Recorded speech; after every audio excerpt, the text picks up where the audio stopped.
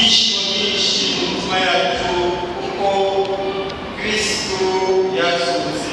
Niba turi bazima, niba dufite ibyishimo umunsi nk'uyu nguyu, niba turi hano imvura yaguye ko twese twigomwe twanyuze mu mvura kugira ngo dushobore kwizihiza ibyishimo byo kuba na Yesu Kristo umukiza wacu wadusukiye.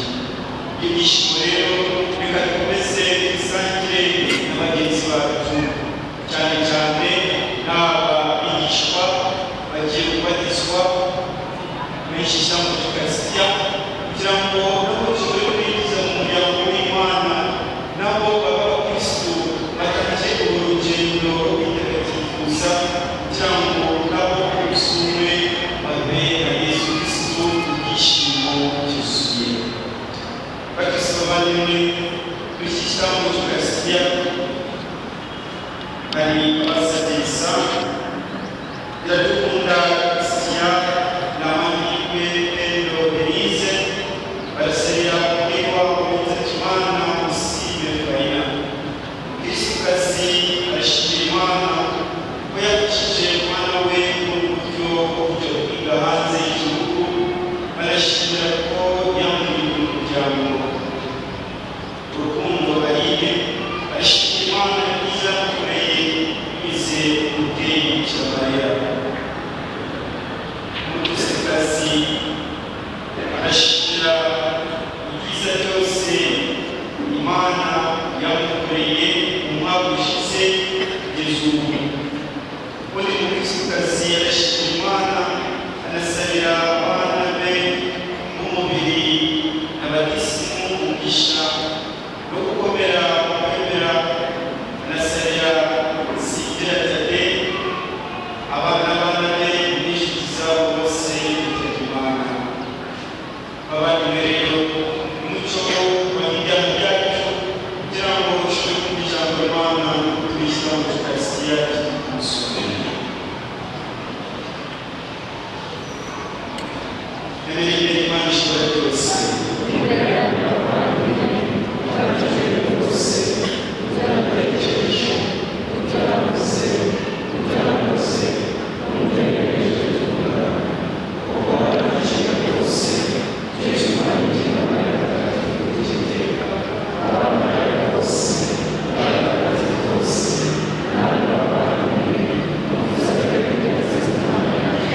Imana ishobora byose ibabarire ibikiza ibyaha byacu maze izatuze mu bugingo buzima.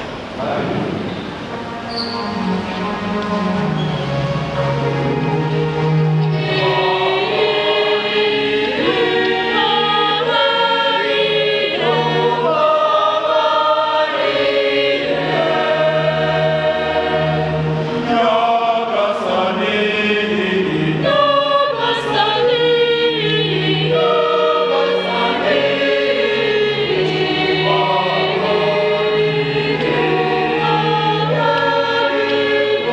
Oh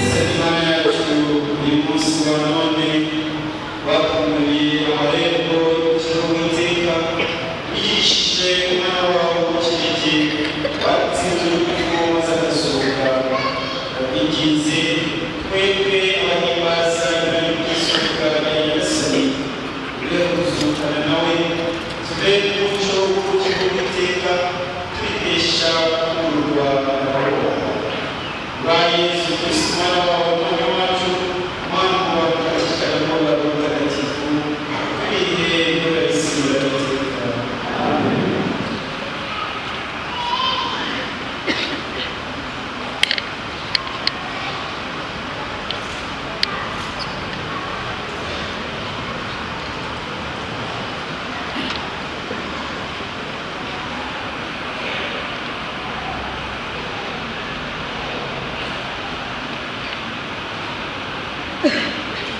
Ihamya rya Petero yatowe na Nyagasani kubera umugabo w'ibyo yabonye. Aratubwira ati Imana yamuzuye ku munsi wa gatatu. Twemereye uwo mugabo w'izuka rya Yesu. Tubyumve mu isomo rya mbere.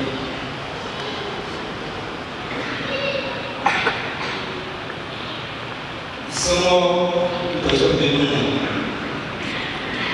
Petero ageze Kayisariya y'imigabo y'Abanyaroma, aterura agira ati mwese muzi ibyabaye muri Yudeya yose bihereye ku Eliya nyuma y'abiswe babigishaga. Muzi ibya Yesu w'i Nazareti, ukuntu Imana yasize amavuta y'ubutore bigishije Roho Mutagatifu ikamuha n'ububasha n'ubwo yigiraga neza aho anyuze hose.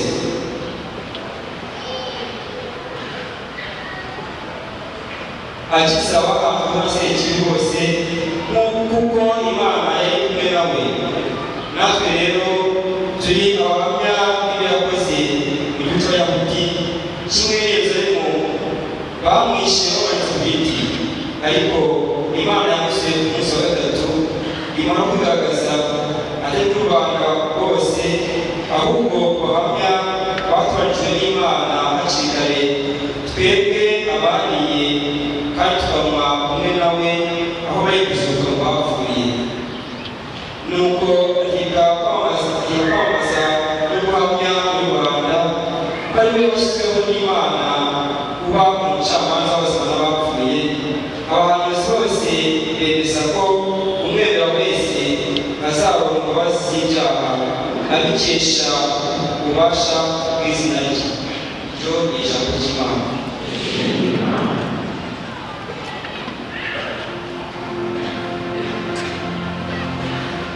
Oh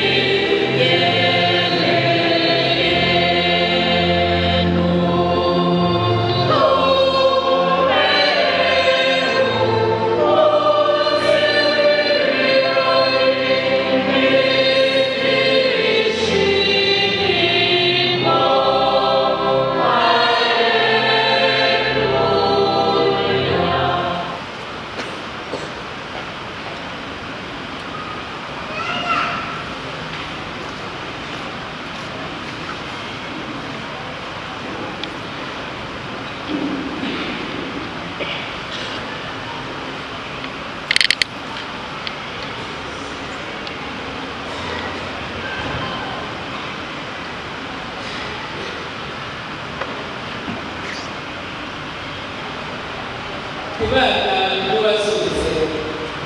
Pawulo intumwa atwigisha ko kugenza gikristu ari ukugenza abantu bashya bazutse bakurikira iby'ijuru. Tubyumve mu isoko rya kabiri.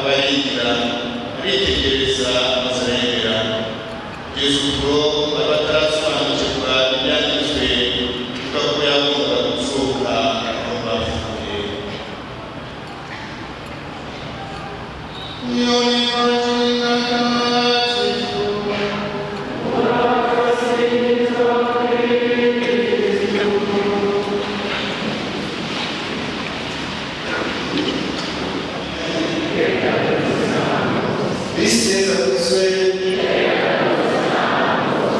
umunsi w'inguyu igishimo byinshi rwose igishimo zuka umunsi cy'awa Yesu Kristo twisenza muri Mana bavuga ngo abagiye kumva basanze ntabwo ari Yesu Kristo yakoze bana bagiye kubatiza ugiye kubatiza icyaha cy'inkomoko nyine Yesu Kristo yazutse uyu munsi bagiye kumva nta muntu basanze umukiza wacu Yesu Kristo uwazutse ntabwo akiri uwapfuye biseza gusa kuko twumvise isomo rya kane aho riguma aravuga ngo abavutse na Yesu Kristo ni ibiremwa bishya muri Yesu Kristo sibyo ntabwo turi bakira babandi abasuzuye Imana mu isezerano rya kera oya ubu turi ibiremwa bishya muri Yesu Kristo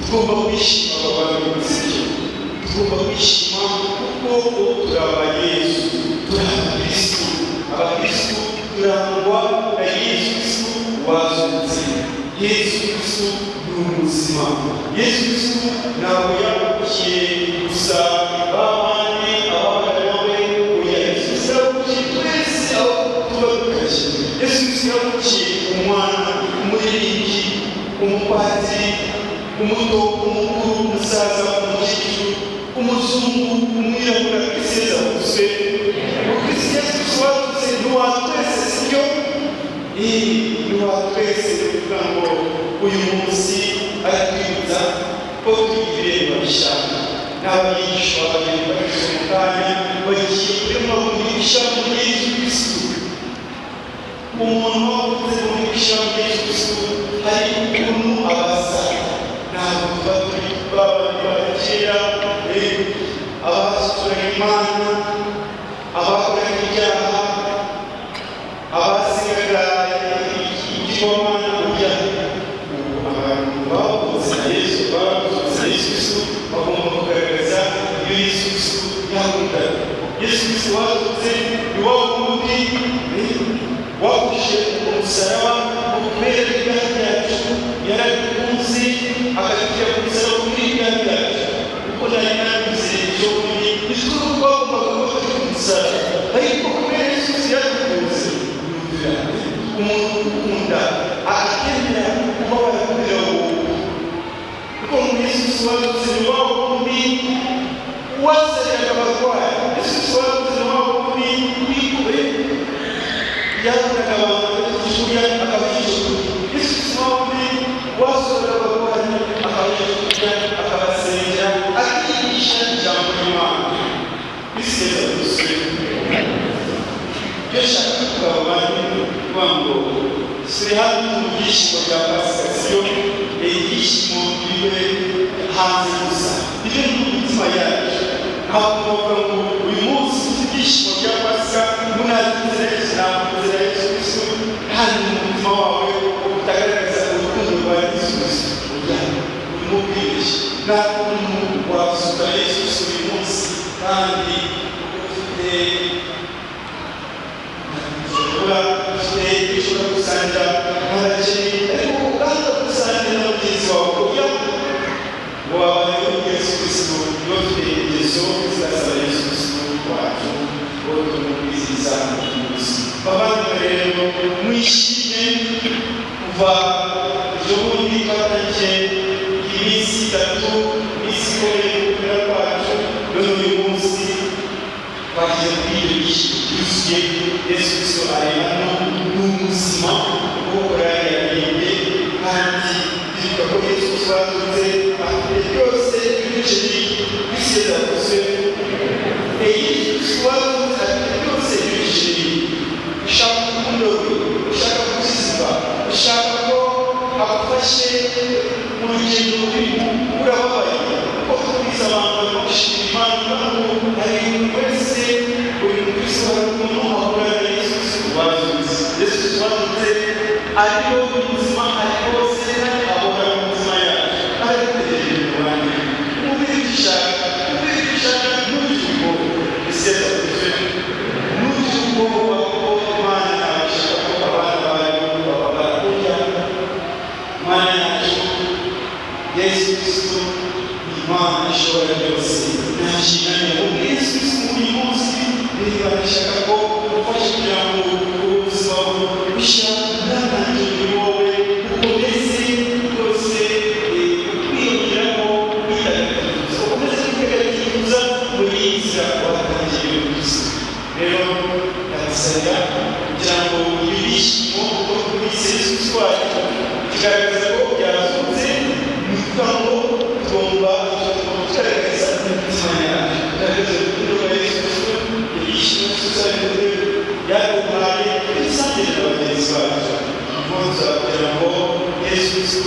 yasutse yabuze ariko bategetse ugomba gusangira umugezi wawe usangira ibyishimo byawe nawe utizera gusa ukaririmba Yesu Kristo yavuze kugira iyo ngoma yawe ugiye kujya mu bwanyu isangira igihe ugisangiye nande biseza bavuze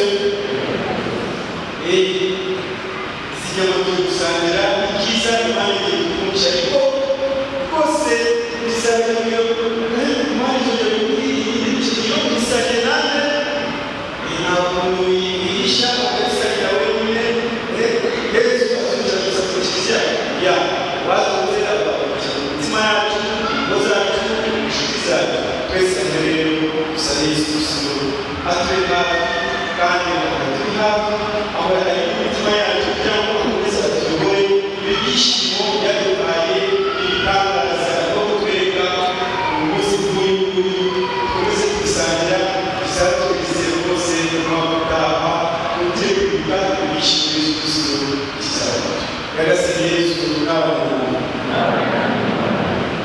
none rero nk'uko twari tuzi gahunda cyangwa tukasiya cyo gukurikizaho umuhango mwiza wo kwigiza abana umuryango w'Imana kugira ngo nabo batangire urugendo rwa Yesu Kristo kandi bakure rwose bakunda bagaragaza ingeso nziza bagaragaza Imana abayobore kugira ngo nabo bazagira ibyishimo byuzuye bya Yesu Kristo kizaba none ngo reka umuhango batisimu gukurikiraho ikize mu isengesho dusabira abana kandi natwe dusabire kugira ngo Yesu Kristo ahorere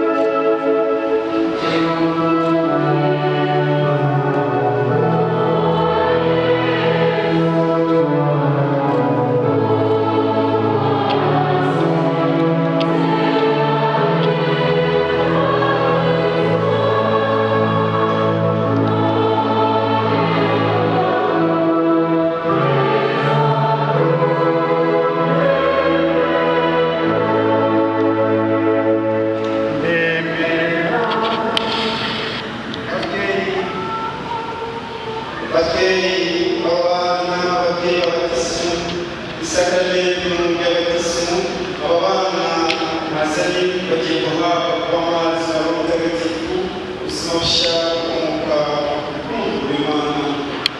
Mwebwe rero ugomba kuhatira kugira ngo ubuzima bushya bw'Imana butazonona n'icyaha, ahubwo uko bakora ibyo kurushaho kwiyongera.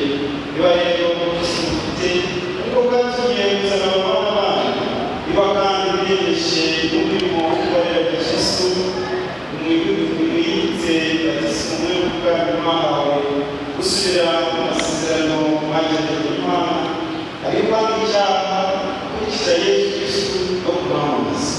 Mu kwemera kwacu twese, mu kwemera kwa Kiliziya yose, aba bana bagiye kubatizwa.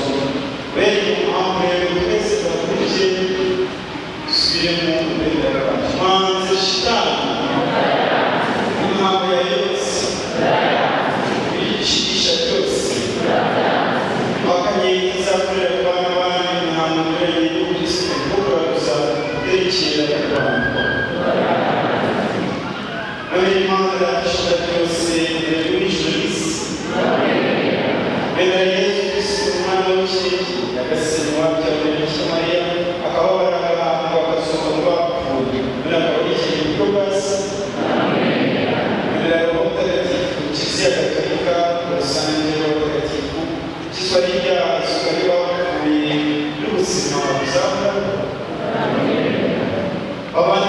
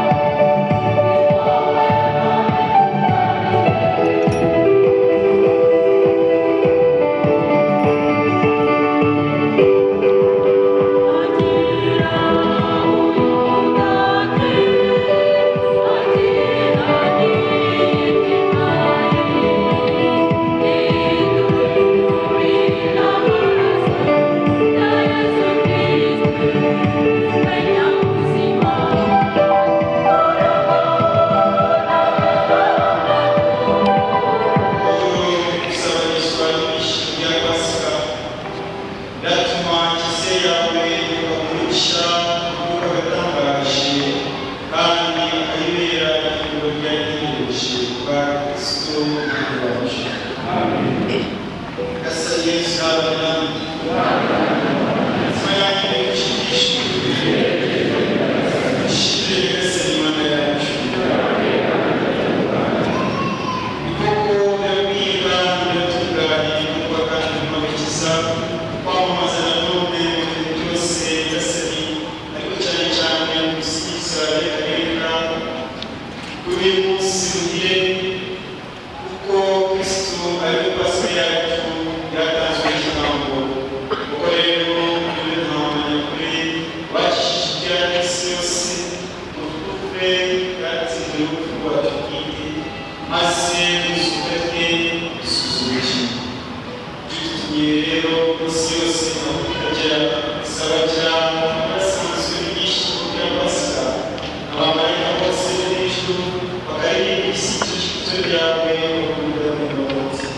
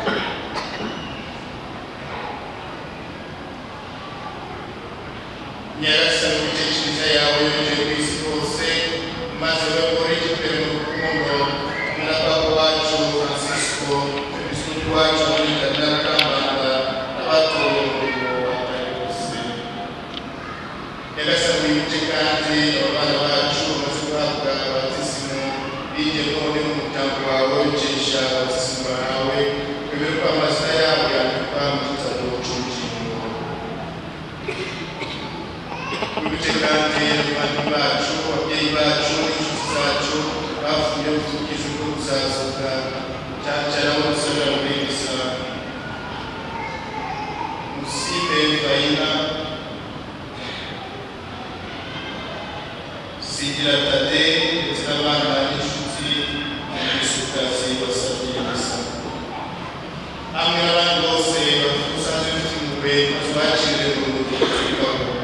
Turakwinginze natwe twese tugire impuhwe kandi wakire ishimwe n'abayobozi bawe basabye misa. Maze tuzashobora kugira umwanya mu gihe bw'iteka hamwe na Bikira Mariya umuhire w'Imana na Yosefu Mutagatifu umugabo we udahinduka n'azaba umwagatifu n'abandi batagatifu bose cyane cyane Mutagatifu Petero n'umuyobozi wa paruwasi yacu bazina bacu batagatifu bakomeze mu bihe byagiye bisimburana no kwambara gusagusigiza ndetse kubahatanira Yesu Kristu umwana wawe.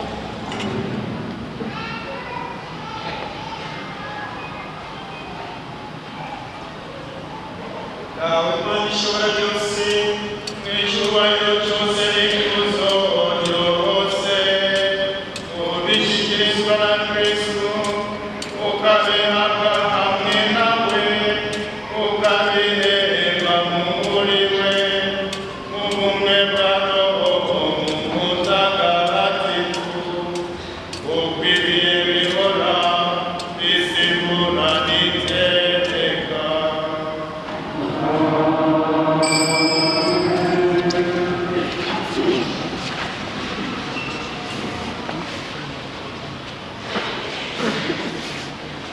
Kuko twabigishije mu kisa akabitegeka kandi ubwe akatwigisha gutinze ku gatutsi ahubwo bishije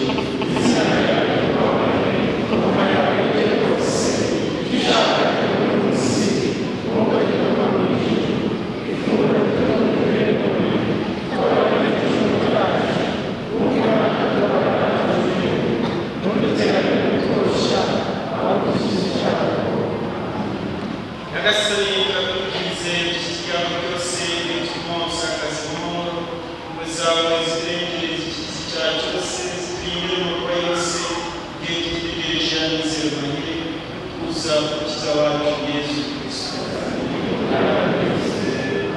Nyagasani Yesu Kristo wawe intumwa zawe zibasiye amahoro bahaye amahoro yanjye ntiwite ku byaha byacu ahubwo ube kumwe kwa Kiliziya yawe maze ishaka rwawe n'amahoro kandi umbere mu bumwe wubaho ukategeka iteka ryose byiteka amahoro ya Nyagasani mu byishimo Yesu Kristo watuzukiye twifuza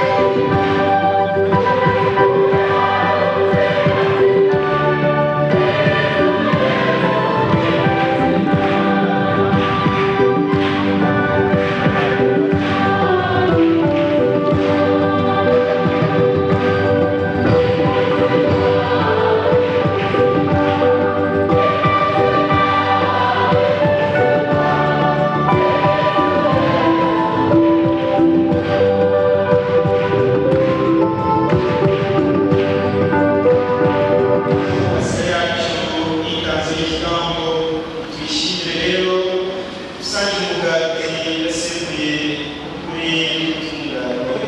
Haleluya.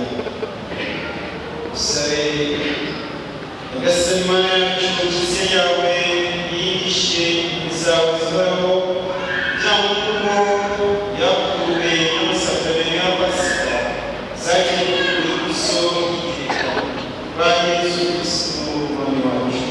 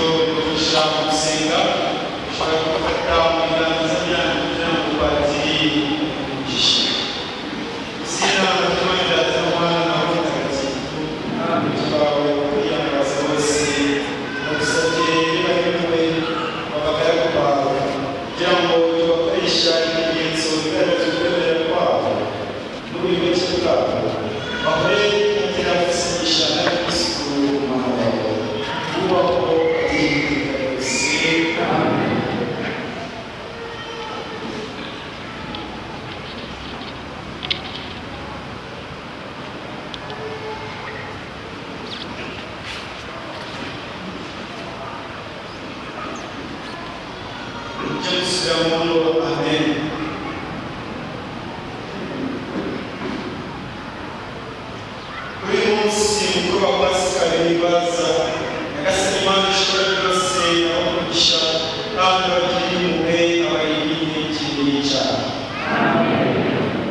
We wao kuwa kuye yishije ya